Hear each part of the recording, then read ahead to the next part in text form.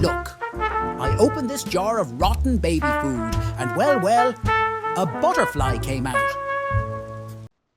Okay, so that's a very funny thing to say there. I was thinking, all right, so we have a very famous comedian. Welcome to the Comedians and Elevators podcast. I've got my guest, Nicholette Neilson. Nicolette, say hi, introduce yourself, and tell us a little bit about yourself.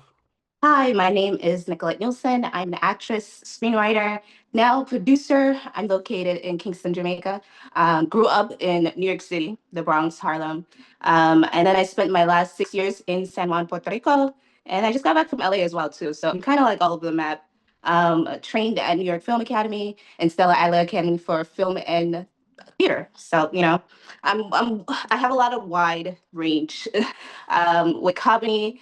I did I don't know if you know Miami. I think it's Hello Miami Comedy Shop that's down Okay. there, and I've done some stuff like stand up stuff as well too. I love comedy. It's like it's part Yeah, of comedy. the.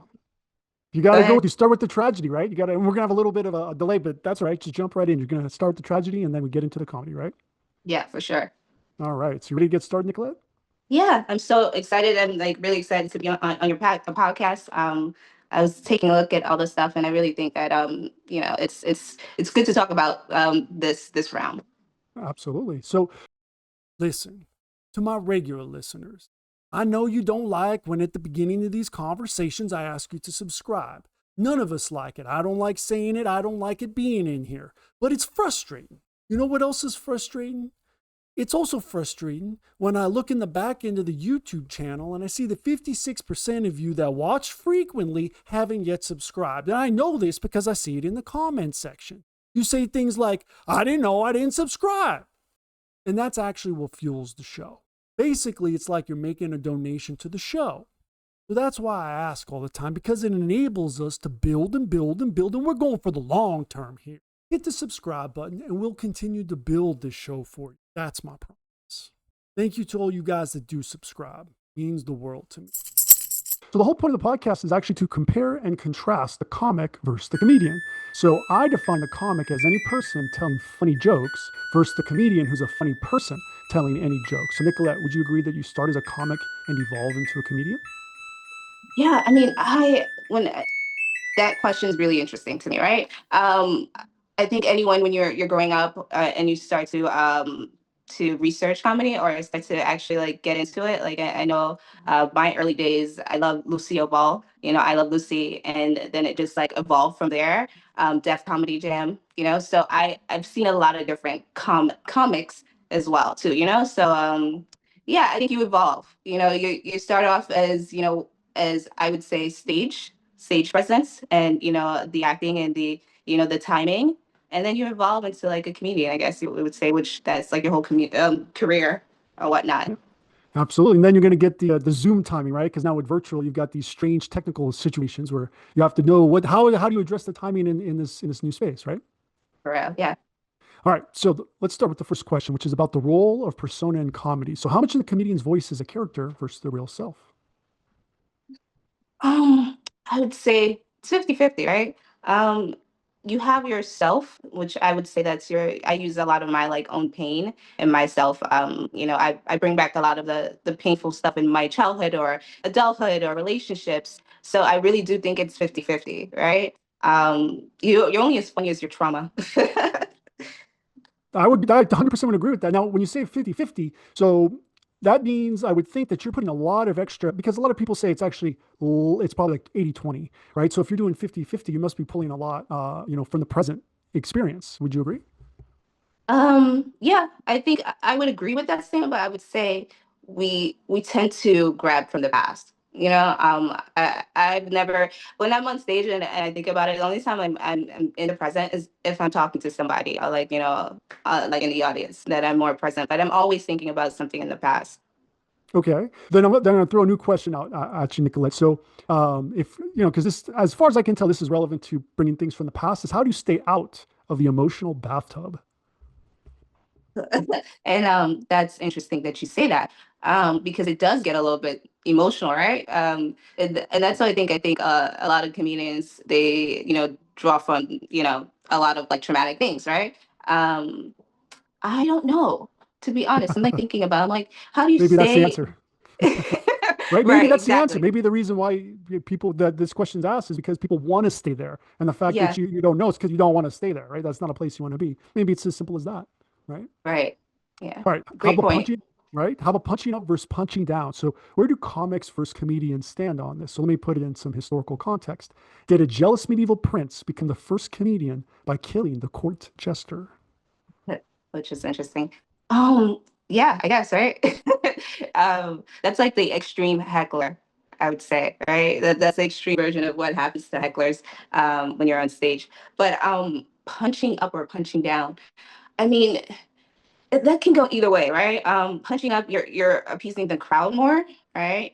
I kind of like a mix, but I really like, Dion Cole. He's very much a punching down comedic Hmm. comic. So I do kind of like, and I feel like that it also goes with the pace, right? So when you're punching down, there's eventually going to be a punchline, but it just feels like it takes forever. When you're punching up, it's just like Beady, beady, it's beady, it's beady. nonstop. You know what I mean? So I don't know.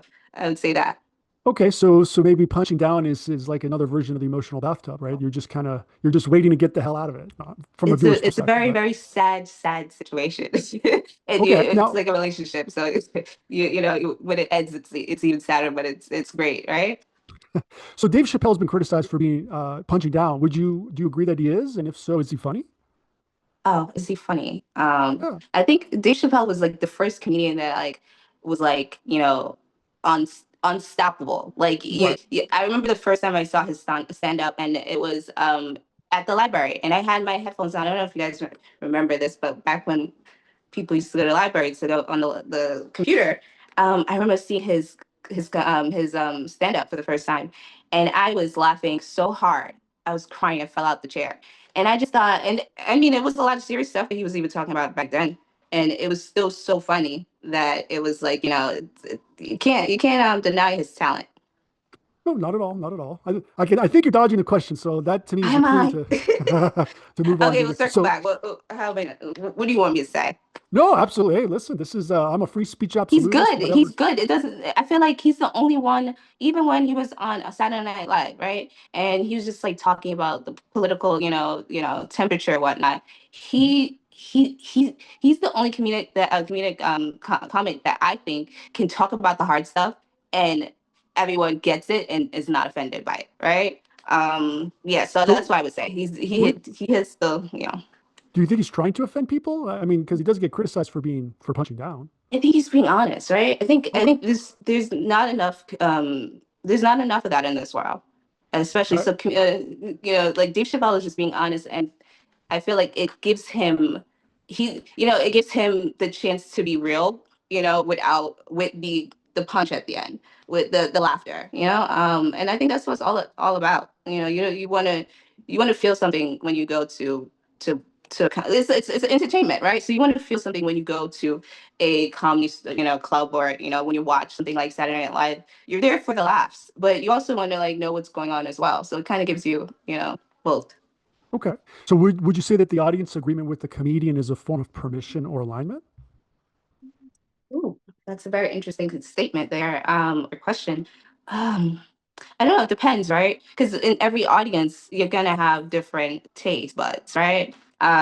What's funny here in Jamaica might not be as funny in the States, right? So I think it depends, and I think he plays on the stage of the world. So the stuff the topics that he decides to make as jokes is very world renowned.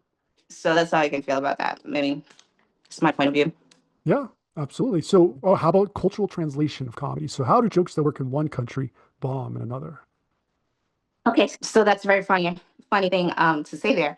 I was thinking, right? So we have a very famous comedian, and his name is Oliver, right? And he was like, I think he did dresses and stage performance and all that here. And one of his jokes is like, why would I go to foreign and and live in an ice box, right? When you can live in paradise.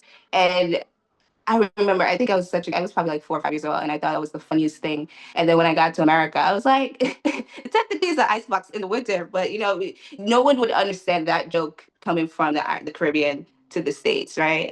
So vice versa. Tiffany Haddish has a couple jokes that's that only hits in certain locations because it's relevant. But yeah, I think it's you play it to air.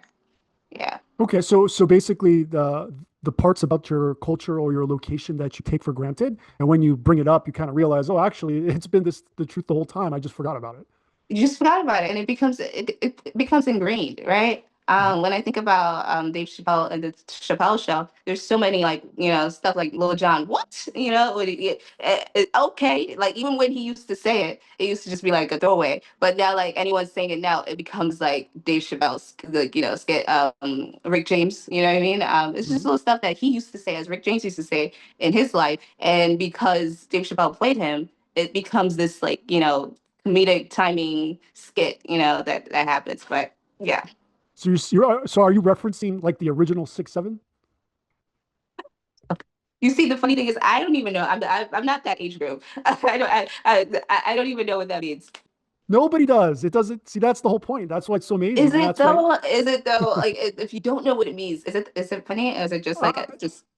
well, that's why I brought it up because I'm when you're making these little sound effects and this, and then they take off and people start repeating Mhm. them. Isn't that the same thing? Uh, I don't know. I think it's different because those things that Dave Chappelle was doing, even with Prince, it's stuff that were like taken from icons, right? So you Okay. you make something, you're culturally taking something away from an icon and making it funny and doing a joke. But Right. with this 6'7" thing, I don't think it's that relevant. I think kids got it and they ran with it. And remember that joke? I think it was like, oh, who's scared of sixth or seventh because eight Right. because Eight, the eight, eight. eight. Yeah, yeah, exactly. No, that's my point. Yeah, So 6, 7, 8, I 9. Right? Because yeah, eight, yeah, nine, whatever. yeah. Because that, but why is that? Why is that funny? I mean, it's funny So it's because still funny because it's play on word, right? right, So I but think things that are funny is something, it's the intelligence of the joke that makes it funny.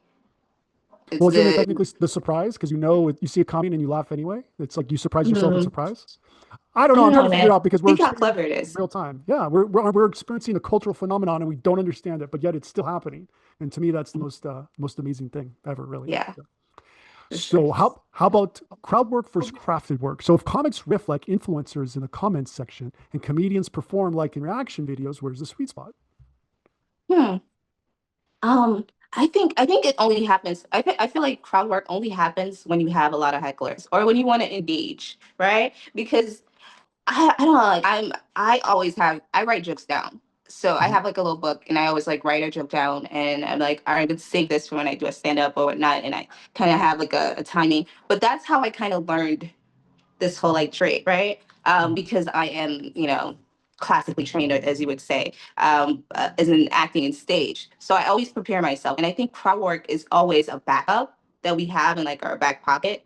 But it's not that relevant, right? Because if you're doing a great show and you're like killing it, you're not gonna do any crowd work really because like you're already there. Yeah, maybe crowd work is really is what the MC is supposed to do. That's their role, right? Is to keep the crowd Right. engaged. So maybe there's a nexus there where you're like, I want the MC job, so let me see how my crowd work is going, right? But I don't really see any MCs like that anymore. Do you really like? Well, mainly on, well, if you're doing a comedy show, you're definitely going to have an MC. They may not do much crowd work, but technically that is their job. Would you agree? I know, but it's funny now that I think about it. Well, now that I did think about it, you don't really see MCs like that, or they don't really like perform sets like that, or set you up like how they used to. Right. Yeah, it's My definitely opinion. it's a lot. No, for sure, it's a lost talent. I've done stand up for many years, and that seems to be the most valuable position or role on stage now is the MC because nobody can actually do it, and they just have a comedian do it and they suck because it's a very specific task, right? Yeah. And Hmm. so anyway, so very important question: advertising and self promotion. So who advertises themselves more, the comic, the comedian, or the magician? You know that place where you're not conscious and you're not sleeping either? That's your power bill to the electric company. Right here. I want us to be here with free energy, where the Wardenclyffe Tower meets the Eiffel Tower. But that's not where we are. We are here, where you've got the utility and you've got residential solar. Between these two, we know which one saves you money. This is where we can go in the meantime. But this is where I want us to be now. And this can be done now. So let me deputize you to represent DOSE, Department of Solar Efficiency, and let's get on the podcast and get the message out today. See you soon. Wow, I don't really. That's interesting, and I'm like thinking, I'm like, I actually haven't seen any magicians do any like advertisement lately. I mean, that was like back in the day, where I used to see that, but I don't really see that anymore. Gosh, I would say like the comic, right? Because he has that's his like wheelbarrow, and he has to always promote himself, right? Mhm. I mean, I guess that would be my answer. Would you so would you say that there's perhaps a visual component to the fact that you see comics advertised more is because they tend to look funny? Like I'm wearing this silly hat, makes me look like a comic character. But am I? Um, it's very interesting because like I said, I used to see that probably like 10, 15 years ago. You would have like clowns or stuff, or like those are like or mimes, or I think those are like the classic comics, right? Because those are people that dress up and they do tricks and they tell jokes or whatnot. The comedian, I mean, I think the comedian is like when I think about a comedian, I go to like Kevin Hart, right? Mhm. And he doesn't really promote his stand-ups. Like he'll go out and he'll like do like a little skit or something, but that'll be it. And then he'll have it because he doesn't want to, I guess, give away his show. But yeah, I would say the comic. Okay, that's an interesting reason is that you're saying that the professional comedian doesn't want to give away material until the time is right, and so yeah, I could see how that's an interesting call out. So then, who survives better in the cancel culture environment? The comic, the comedian, the magician, or the mudslinger? Yeah. Cancel culture. I don't believe in cancel culture. My God. You can't cancel a comedian, a comic, a musician. This is a form of entertainment, right? So it's like if you don't like the joke, you don't have to listen to it. You can like you don't have to pay for it. You just cannot listen. Like can go somewhere else, right? There's plenty of activities and entertainment in the world. So I really don't believe in the cancel culture statement. I think like this art form is the last form that it hasn't been touched really by that. And I like to keep it like that. Okay.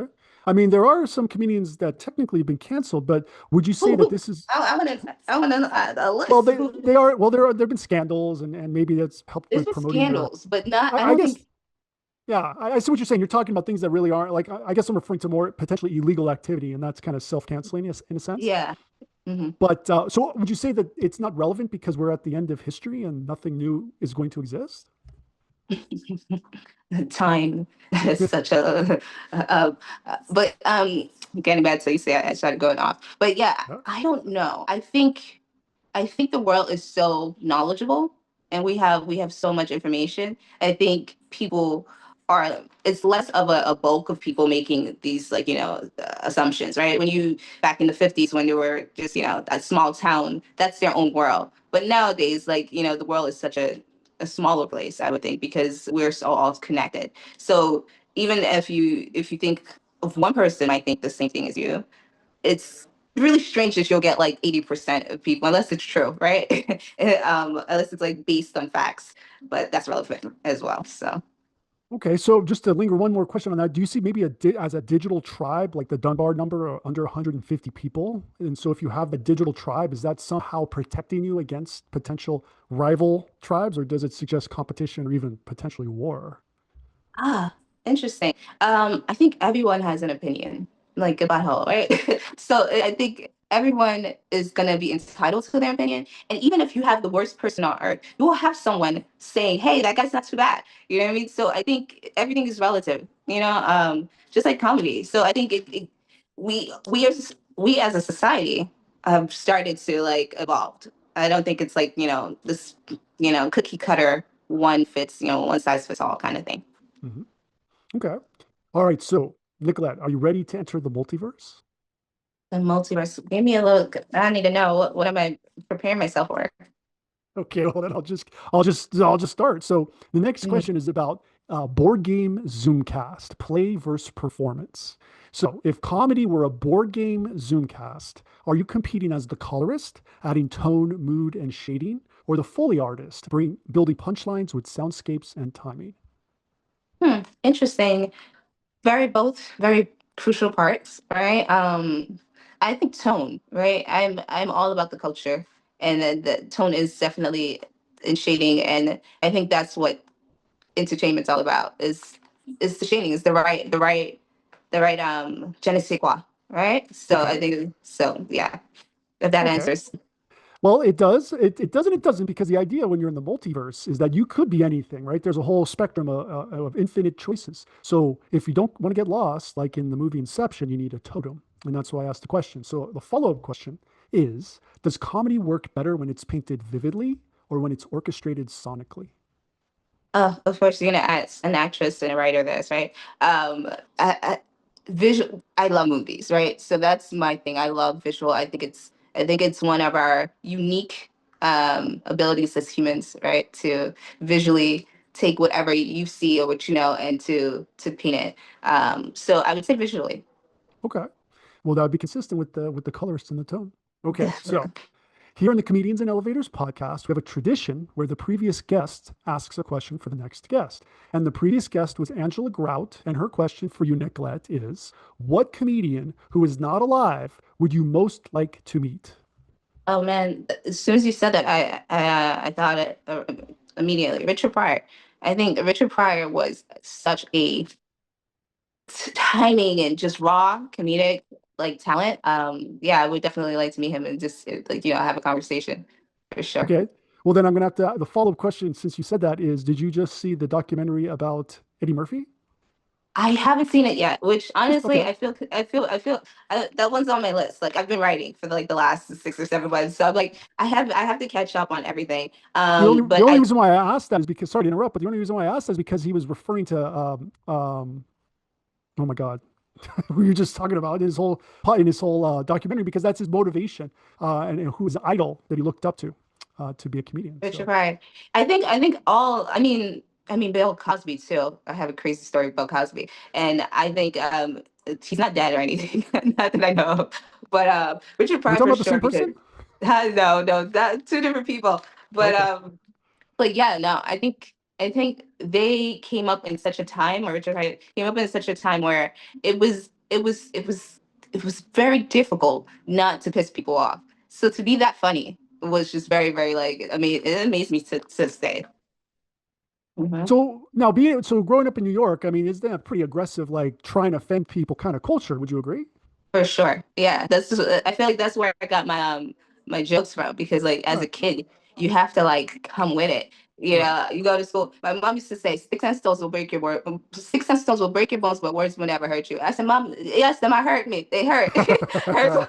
You know what I mean? So you have to have a quick comeback, especially growing up in the Bronx, in Harlem. And I feel like I have that sense of comedy from that era. And my mom was the funniest person that I knew. Like she used to have me like spit out laughing. You know what I mean? So you take all of that and you wrap it around and you get some pretty funny stuff.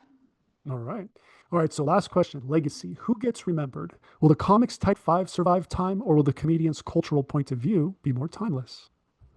Wow. So you said talk about legacy, and I am writing my first screenplay called Child of the Maroon Hills, based on Queen Nanny of the Maroons. I don't know if you're familiar. Queen Nanny's one of our heroes, and the legacy of she's kind of like a mystic hero, right? But she has a little bit of time in, and even in the midst of what her story, she has a lot of funny traits. Like I think one of the stories that she got shot in behind, and it bounced off her behind and just dropped. And she said, and it's this one cultural thing every Jamaican knows. And I think it's all about culture. So I would go with the comedian, because um, you don't need anything. You just need that one. You just need that timing and that culture. You know what I mean? So All right. That's a good call out. You got to combine the two. Can't just have the timing. Awesome. Well, Nicolette, where can everybody find you online? exactly. Oh, what happened? Oh, there you go. You We just were cut there. out for a second. Sorry. YouTube? Yeah. So as I was saying, where can It's everybody find me. you online? No, I don't know. Okay, so I say, everyone's asking me about the recovery from Melissa in Jamaica, and I'm recovering right now. So sorry about that little glitch. So you can find me at the Real Nikki Nick on Instagram. That's where my platform is. I'm also on YouTube and TikTok, and that's Nicholette Neilson. So yeah, and look out for my screenplay, Child of the Maroon Hills, based on Queen Nanny of the Maroons. So I'm excited about that. Awesome. Well, Nicolette, thank you so much for being my guest. And for everyone else, please like and subscribe, and we will see you in the next one. Thank you so much. Appreciate it. Ciao.